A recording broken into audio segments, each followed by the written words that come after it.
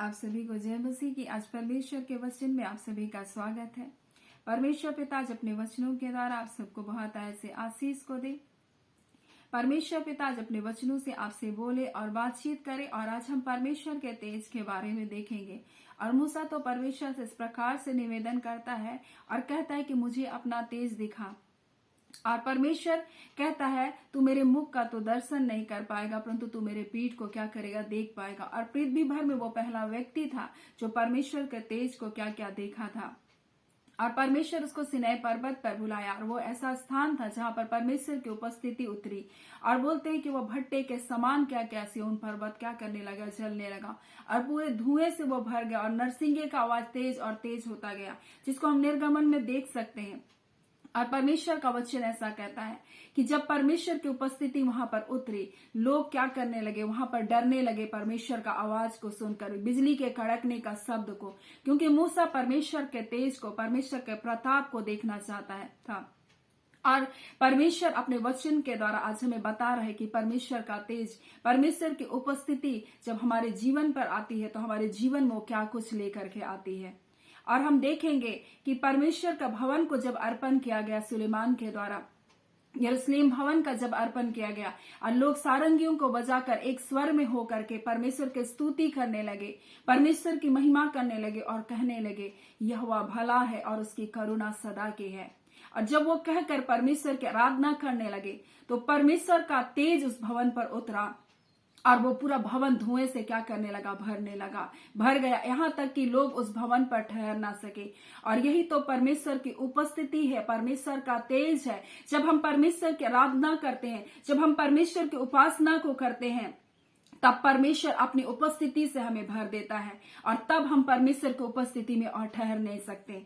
और ऐसा ही परमेश्वर हमें भरपूरी का जीवन देने के लिए अपने पास बुलाया। आज परमेश्वर अपने वचन में जकरिया में इस प्रकार से कहता है, दूसरा अध्याय उसका 7वां में इस प्रकार से कहता है, बेबीलोन वाली जाति के संग रहने वाली सियोन को बचकर निकल भाग। और परमेश्वर का वचन हमें क्या बताना चाह रहा है, ये बेबीलोन वाली जाति कौन है? ये वो विलासिता का जीवन को जीने वाली है, ये वो दुराचार का जीवन को जीने वाली नगरी है, जहां पाप और बुराई है और जहां परमेश्वर के लोग आज वर्तमान समय में क्या किए, फंसे हुए हैं।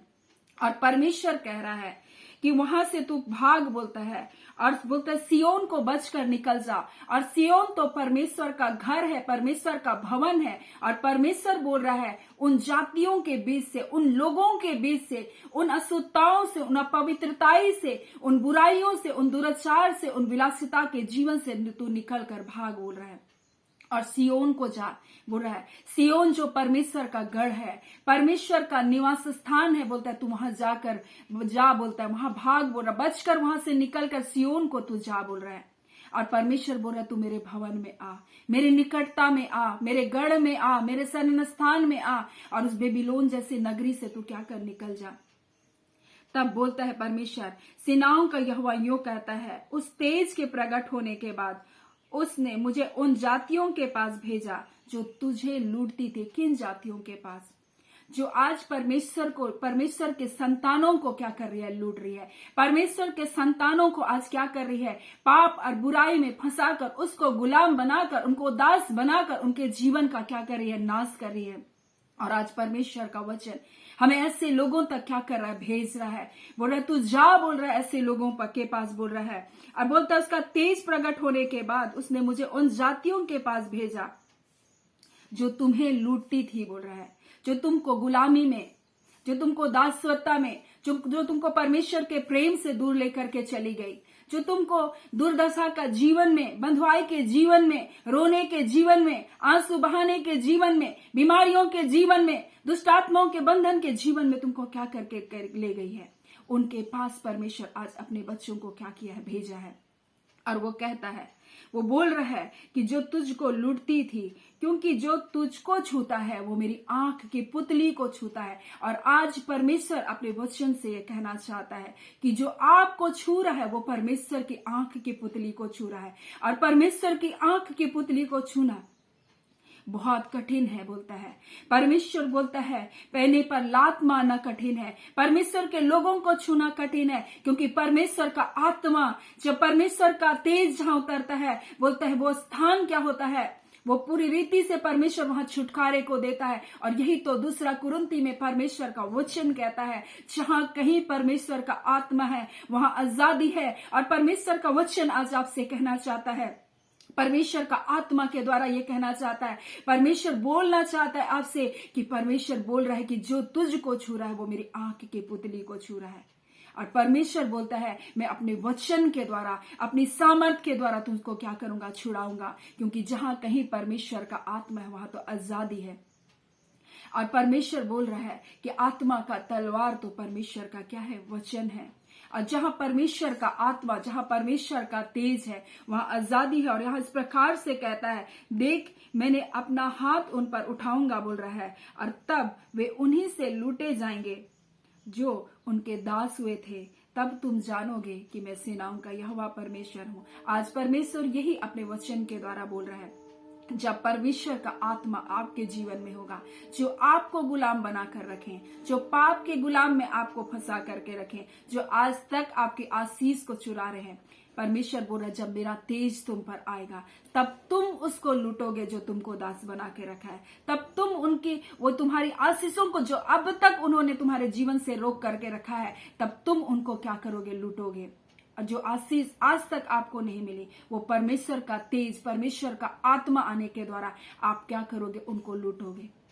उन आशीषों को जो अब तक शत्रु ने बांध करके रखा, जो चुरा करके रखा, आपकी भलाई को, आपकी शांति को, आपके आनंद को, वो सब कुछ आप क्या करोगे, छीन लोगे। और इसीलिए तो परमेश्वर का वचन हमसे कहना चाहता है कि परमेश्वर का तेजोमय वाचा जब हमारे जीवन में होता है, ये आत्मा की वाचा है, जिसको हम लोग कुरिन्थी में देखते हैं, लिखा है क्योंकि जब दोषी ठहराने वाली आत्मा तेजोमय थी, तो धर्मी ठहराने वाली आत्मा और भी तेजोमय क्यों ना होगी। और ये यीशु के लहू की वाचा है, जो हम जकरिया 9:11 में देखते हैं। और ये लहू की वाचा है जो बिना जल के गड्ढे से हमको क्या करती है, निकालती है। और परमेश्वर का वचन कहता है, आशा धरे हुए बंदी गढ़ की ओर फिरो और मैं तुमको दूना सुख दूंगी, परमेश्वर का वचन कह रहा है। और इसीलिए बोल रहा है बेबीलोन से निकल जा और तू सियोन को बचकर चली जा, तब परमेश्वर का तेज तुझको क्या करेगा, वहां पर से उठा करके खड़ा करेगा। और जो तुझको छू रहा है वो मेरी आंख की पुतली को छू रहा है अब तक।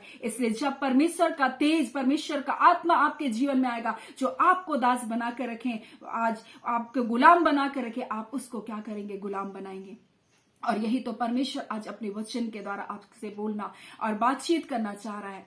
और परमेश्वर कहता है कि मेरा तेज तुम पर आएगा और तब तुम क्या करोगे, उठ करके खड़े होगे बोलता है। इसलिए हम लोग यशायाह में देखते हैं, बोलता उठ जा, प्रकाशमान हो, क्योंकि तेरा प्रकाश क्या है, आ गया है, और यहोवा का तेज तेरे ऊपर उदय हुआ है। ये परमेश्वर का आत्मा है जो आग के समान पेंतीकोष्ठ के दिन परमेश्वर के चेलों के ऊपर उतरा, और वो आज हमारे साथ है। ये आत्मा की वाचा है जो और तेजोमय करेगी। वो जो व्यवस्था की वाचा थी, जब वो तेजोमय थी और मूसा के चेहरे से जब वो किरण निकल रहा था, लेकिन वो घटने वाला तेज था। परंतु ये परमेश्वर की वाचा है, ये परमेश्वर की आत्मा की वाचा है, ये घटने वाला नहीं, परंतु ये बढ़ने वाली वाचा है। और परमेश्वर बोल रहा है जो तुमको छू रहा है वो मेरी आंख की पुतली को छू रहा है। इसलिए बोल रहा है कि आज अपना तेज को मैं तुम पर प्रकट करूंगा, और तब तुम उठ करके क्या होगे, खड़े होगे। और तब तुम क्या होगे, उन बेबीलोन, उन गढ़ वाले नगरों से तुम क्या करोगे, उन दुष्ट आत्मा और दुराचार के लोगों से की ओर से फिर करके तुम सियोन में, जो परमेश्वर का गढ़ है, जो परमेश्वर का घर है, तुम वहां लौट आओ बोल करके परमेश्वर कह रहा है, ताकि आप परमेश्वर के तेज के द्वारा, परमेश्वर की आत्मा के द्वारा जो आज तक आपको लूटती आई, आप उनको लूटो। और परमेश्वर अपने वचन के द्वारा आप सबको बहुत ऐसे आशीष को दे। आमीन। आइए हम प्रार्थना करें। धन्यवाद देते हैं प्यारे पिता परमेश्वर, प्रभु यीशु के नाम से पिता, हम सब मिलकर खुदावन जो आज की सभा में प्रभु जी सम्मिलित होते हैं प्रभु जी, हाँ खुदावन आज के इस परमेश्वर सुबह के इस परमेश्वर प्रभु मीटिंग में सब पिता सम्मिलित होते हैं प्रभु, हर एक के संग मिलकर खुदावन हम आपके निकटता में आते और आपके नाम को धन्यवाद देते हैं पिता। खुदावन परमेश्वर, आपने हमें अकेला, हमें अनाथ नहीं छोड़ा परमेश्वर पिता, और आपने अपने पवित्र आत्मा को दिया प्रभु जी, अपने तेजो में वाचा को हमारे साथ बांधा प्रभु जी, अपनी आत्मा की वाचा को हमारे साथ बांधा प्रभु जी, अपने लहू की वाचा को हमारे साथ बांधा परमेश्वर पिता, जो घटने वाला नहीं परंतु दिनों दिन बढ़ने वाली वाचा है खुदावन। हालेलुया, बढ़ने वाला तेज है खुदावन परमेश्वर, हम आपका धन्यवाद करते खुदावन परमेश्वर। ये वो तेज है खुदावन परमेश्वर जो मूसा के समान नहीं परमेश्वर, जो घटता जा रहा था प्रभु, परंतु ये तेज परमेश्वर आपकी आत्मा का तेज है प्रभु जी, जो दिनों दिन हमारे जीवन में बढ़ता जाएगा प्रभु, आपने कहा प्रभु जी। हाँ खुदावन परमेश्वर पिता, आज के दिन परमेश्वर आप आपके बच्चों को प्रभु जी,